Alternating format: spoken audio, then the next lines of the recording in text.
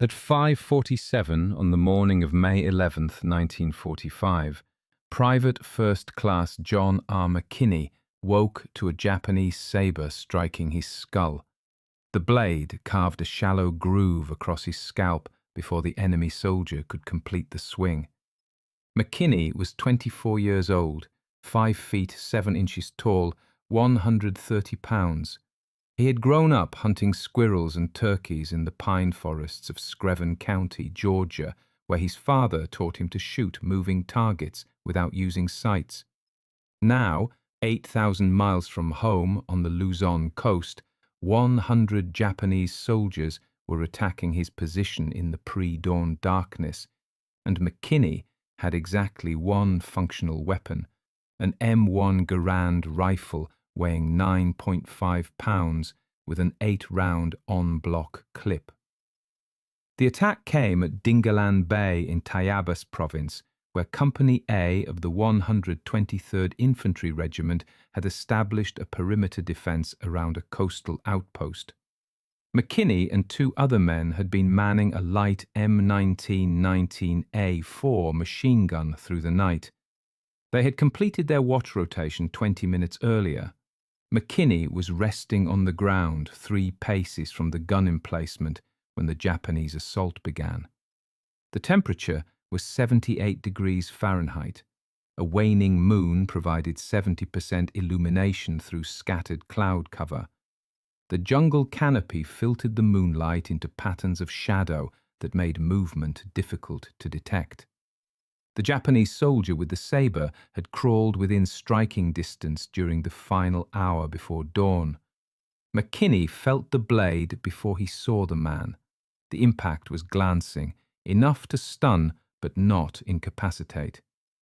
McKinney's hands moved before his mind fully registered what was happening. He grabbed his rifle. The M1 Garand had been lying across his chest. He swung it like a club. The stock connected with the Japanese soldier's face. The man dropped. McKinney worked the rifle's action and shot a second attacker who was charging from his left. The Garand's report cracked through the jungle. The sound triggered movement all around the perimeter. More Japanese soldiers emerged from the tree line. One of McKinney's companions at the machine gun had been wounded in the initial assault. The third man grabbed the injured soldier and pulled him back towards safer positions 40 yards behind the emplacement. This left McKinney alone.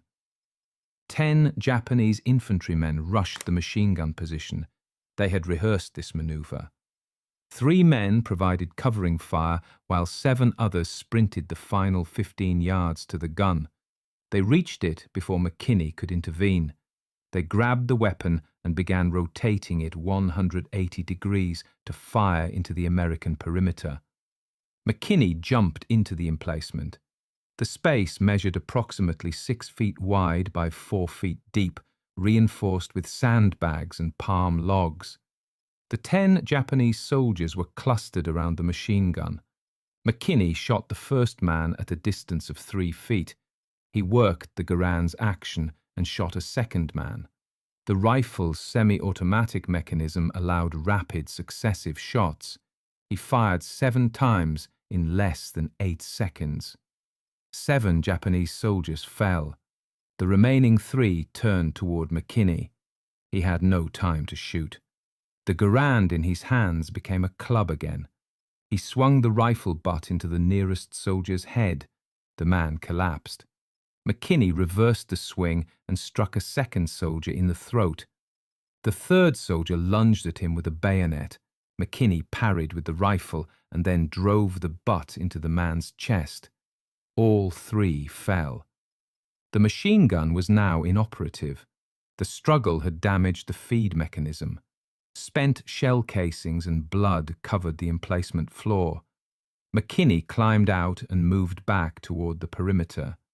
He had killed 10 men in less than 2 minutes, but the main assault was just beginning. More Japanese soldiers were advancing through the jungle. McKinney could hear them moving through the undergrowth, breaking branches, shouting orders. The attack was concentrated on his section of the perimeter. The Japanese commanders had identified the machine gun as the strongest defensive position. Eliminating it would create a gap in the American line.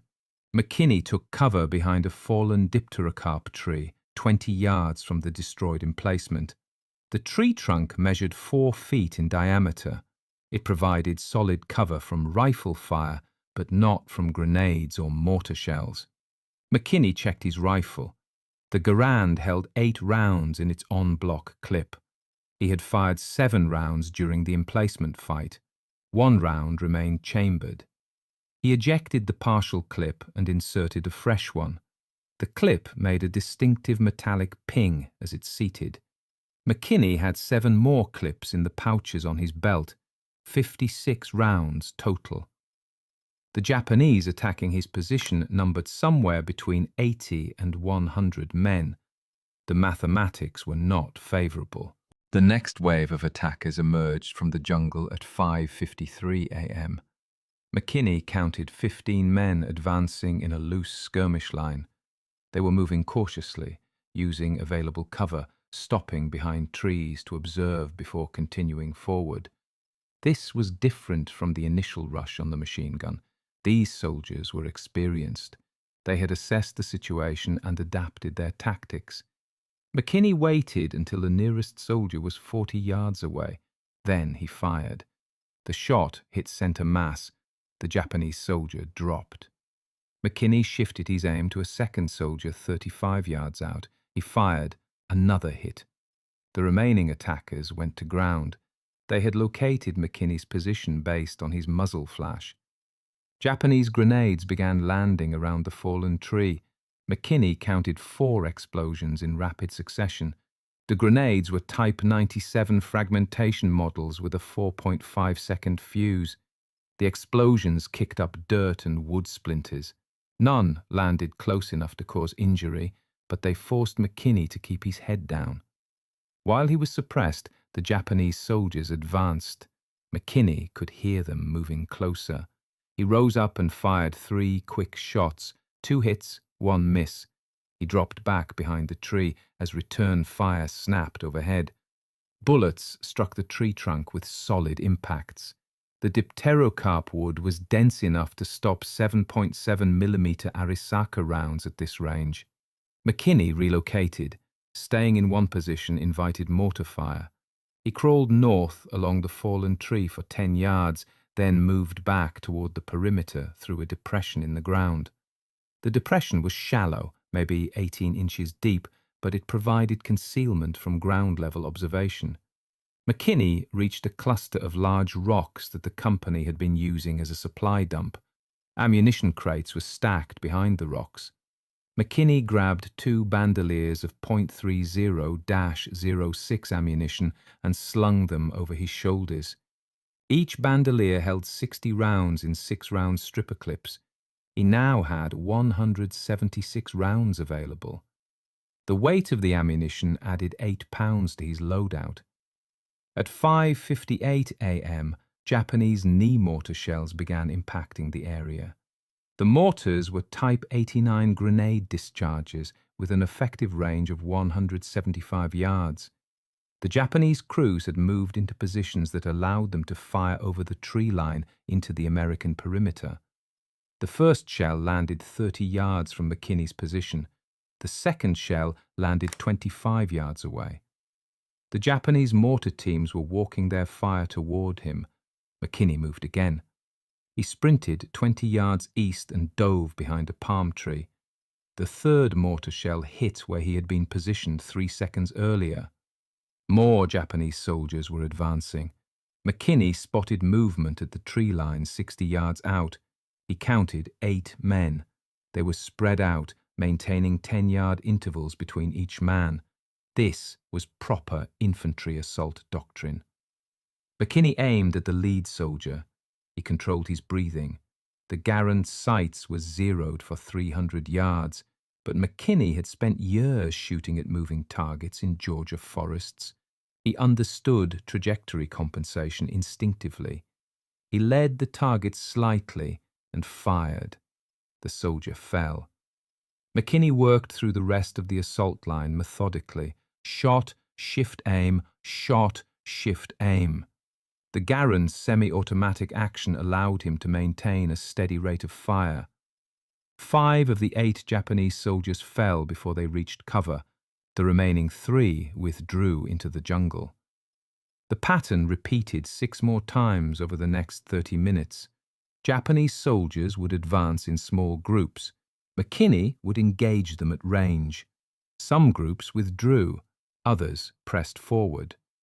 McKinney kept moving between positions, never staying in one spot longer than 2 minutes. He reloaded the Garand constantly. The rifle's en-bloc clip system allowed for rapid magazine changes. McKinney would fire his 8 rounds, eject the empty clip and insert a fresh one in less than 4 seconds. This was faster than the bolt-action rifles the Japanese snipers were using. It gave McKinney a rate of fire advantage that compensated for being outnumbered. At 6:14 a.m., McKinney was behind a termite mound 30 yards from his original position. The mound stood 5 feet tall and provided excellent cover. McKinney had expended 6 clips, 48 rounds. He had secured more ammunition from the supply dump, but the bandoliers were now scattered across 3 different positions. If he needed to retreat further, he would lose access to that ammunition.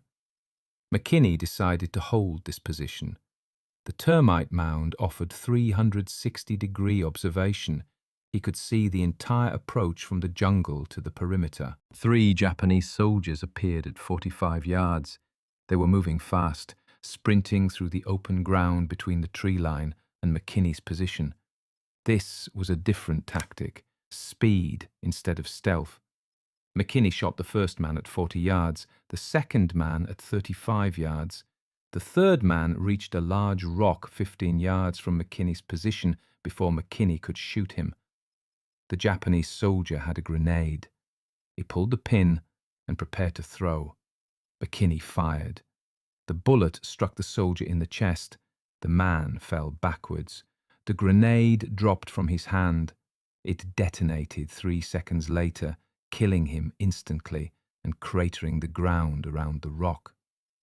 McKinney heard voices behind him, American voices. Reinforcements were arriving from the company headquarters 200 yards back. A squad of 8 men reached McKinney's position at 6:23 a.m. They had been sent forward when the machine gun position went silent. The squad leader wanted to know if McKinney was injured. McKinney said he was functional. The squad leader deployed his men in a defensive arc around the termite mound and sent a runner back to headquarters to report the situation. The Japanese assault broke at 6:31 a.m. The attacking force had sustained catastrophic casualties. The survivors withdrew into the jungle toward the Sierra Madre Mountains. The American squad pursued for 100 yards, then returned to secure the perimeter. McKinney remained at the termite mound. He still had 4 clips of ammunition in his pouches, 32 rounds. He reloaded the Garand with a fresh clip and waited for orders. At 7 a.m., with full daylight revealing the battlefield, a patrol counted the bodies. 38 dead Japanese soldiers were found around the destroyed machine gun emplacement. 2 more were found beside a Type 89 knee mortar, 45 yards distant from the emplacement. The total confirmed count was 40. The patrol also found evidence that wounded Japanese soldiers had been carried away during the withdrawal. The actual casualty count was likely higher, but only confirmed bodies were recorded in the after-action report. Company A had lost 3 men killed and 7 wounded during the assault. The Japanese had concentrated their attack on McKinney's section of the perimeter. If that section had collapsed, the entire company defense would have been compromised. The company consisted of 127 men at the time of the attack. The Japanese breakthrough would have allowed them to roll up the American positions from the flank. Company casualties in that scenario would have been catastrophic. The battalion commander estimated that McKinney's actions had saved between 50 and 70 American lives directly and prevented the collapse of the entire defensive perimeter, which would have endangered the remaining 190 men in the adjacent positions. McKinney was promoted to sergeant and recommended for the Medal of Honor. The recommendation cited his extraordinary fighting ability during the 36-minute engagement from 5:47 a.m. to 6:23 a.m. The citation noted that McKinney had killed 40 enemy soldiers through a combination of rifle fire at ranges from point blank to 60 yards and hand-to-hand combat using his rifle as a club. The action demonstrated the effectiveness of individual marksmanship and rapid-fire discipline against numerically superior forces. The Medal of Honor was presented to Sergeant McKinney by President Harry Truman on January 23, 1946, at the White House. McKinney was 25 years old. The ceremony was brief. Truman asked McKinney what he planned to do after the army. McKinney said he intended to return to Screven County and resume hunting and fishing. Truman told him that America needed men like him. McKinney thanked the president and returned to Georgia 3 weeks later. McKinney never married. He spent the next 51 years in Screven County, living much as he had before the war. He hunted deer and turkey in the same pine forests where his father had taught him to shoot. He fished the Savannah River and its tributaries. He avoided public appearances and declined most invitations to veterans' reunions and military ceremonies. When reporters occasionally found him and asked about May 11, 1945, McKinney would say only that he did what was necessary and that he wanted to forget the war. In 1995, veterans from the 33rd Infantry Division organized a 50th anniversary reunion. They had difficulty locating McKinney. He had no telephone. He did not respond to letters. Eventually, a veteran who had served with Company A drove to Screven County and located McKinney through local hunters who knew him. McKinney agreed to attend the reunion. He met with the men he had served with 50 years earlier. They asked him about the fight at Dingalan Bay. McKinney said he did not remember all the details. He remembered the saber striking his head. He remembered the machine gun being captured. He remembered shooting and reloading and moving between positions. The rest was fragmented. The veterans told McKinney that he had saved their lives. McKinney said he was glad they had survived. The state of Georgia designated State Route 21 through Screven County as the John R. McKinney Medal of Honor Highway in 1995. McKinney attended the dedication ceremony. He spoke for 3 minutes. He thanked the state for the honor. He said he hoped young people would remember that courage was not the absence of fear, but the ability to act despite fear. He said the men who died at Dingalan Bay deserved to be remembered more than the men who survived. John R. McKinney died on April 5, 1997, in Screven County, Georgia. He was 76 years old. He was buried with full military honors at Hillcrest Memorial Park. Veterans from the 33rd Infantry Division attended the funeral. The chaplain read from the Medal of Honor citation. The honor guard fired 3 volleys. A bugler played taps. McKinney's M1 Garand rifle was placed on his casket before it was lowered into the ground. The rifle that had fired 40 rounds in 36 minutes on May 11, 1945.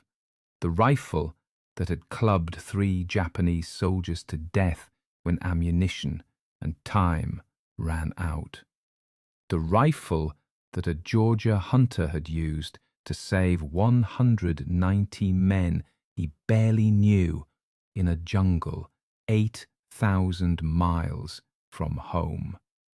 The rifle that proved an individual soldier with proper training and sufficient will could change the outcome of a battle against overwhelming odds.